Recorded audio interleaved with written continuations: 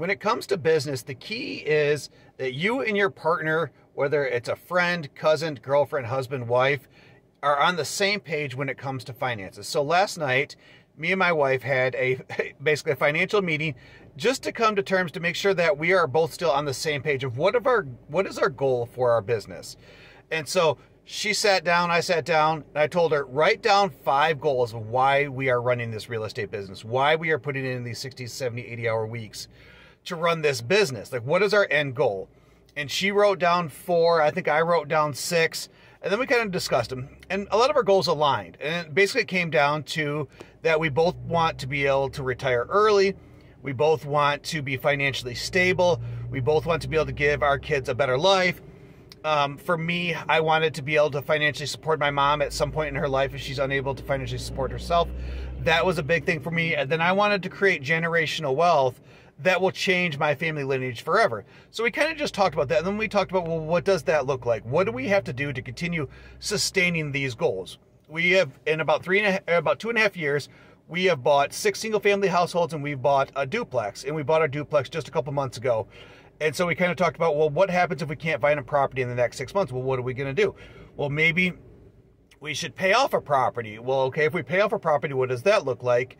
Versus if we just continue saving and then maybe we buy the next property cash. And we kind of went through the pros and cons of all these different things. And just for some simple math, we kind of looked at it. It was like, well, if we pay off all of our properties right now with our 8 units, we owe about $500K to the bank for our 8 units.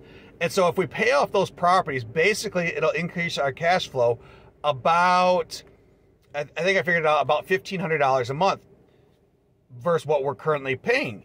Or you have the option, it's like, okay, do we save up? And for that save $500K, do we buy 3 more rental properties, which will allow us to basically increase our cash flow by, say, $2,400 in that same time period? Or do we continue using conventional lending or a DSCR lending and get multiple more properties if that comes? So we sat down for probably about 45 minutes and kind of just discussed our goals and what we want to achieve and what our different options are. So I encourage you, if you're looking to invest into real estate or you're running a business and you're doing it with a partner, every once in a while, sit down and have a realignment meeting to make sure the purpose of what you're doing is in the same image. Because a lot of people are like, well, I run a business, my goal is to make money. Well, what does that money bring to you?